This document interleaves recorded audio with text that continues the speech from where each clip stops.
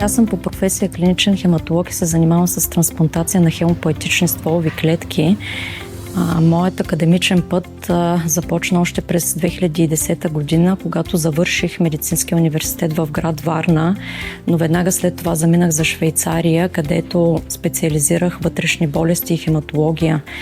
Именно в университетската болница в Цюрих за първи път се сблъсках с експерименталната хематология и научната дейност, и моите ментори там ми помогнаха да замина за Щатите, където прекарах 3 години като постдокторант в лабораторията на професор Шицуро и се занимавах с научни изследвания в областта на трансплантацията на хемопоетични стволови клетки.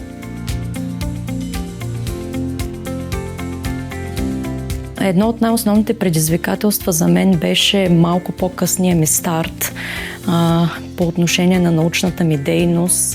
Това, което видях в Швейцария, е, че там тези, които се интересуват от научна дейност, стартират с нея още в ранните си студентски години. Това при мен не беше така, но разбира се, благодарение на моите ментори успях и в един по-късен етап на моя академичен път все пак да се справя с това предизвикателство.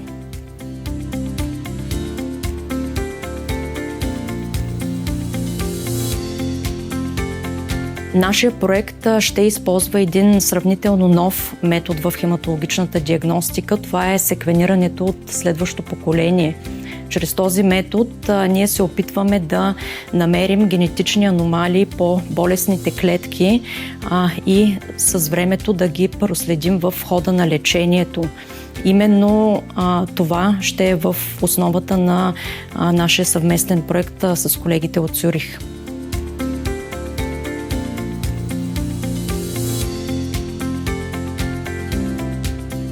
Секвенирането от следващото поколение за момента все още не е рутинна практика при нас в България, макар че в последните няколко години навлезе в много други добре развити страни.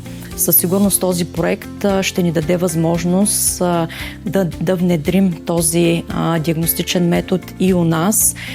И разбира се, в хода на проекта целта е да установим дали чрез този вид метод ние също можем да проследяваме тези заболявания.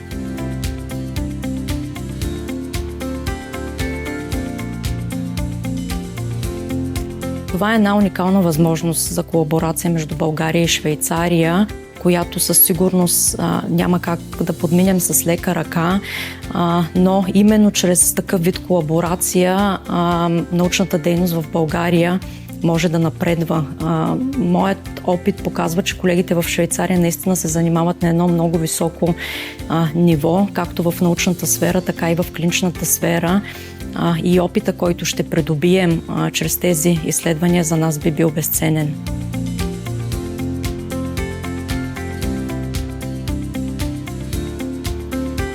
Със сигурност това, което ще успеем да направим чрез програмата Промис, е един дългосрочен мост между нас и Швейцария, именно в областта, в която се занимавам и аз, експерименталната хематология.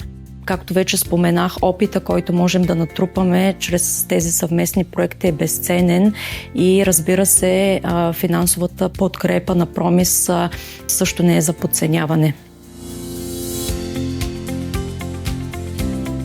Това, на което се надявам, са успешни резултати в рамките на нашия научен проект, но все пак времето ще покаже. Очакваме наистина внедряване на този вид технология у нас в България и очакваме да направим секвенирането от следващото поколение по-достъпен за нашите пациенти.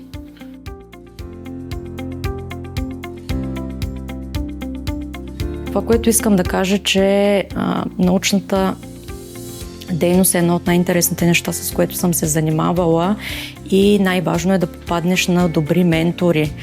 Със сигурност един от основните ми съвети към младите учени е наистина добре да подбират своите ментори.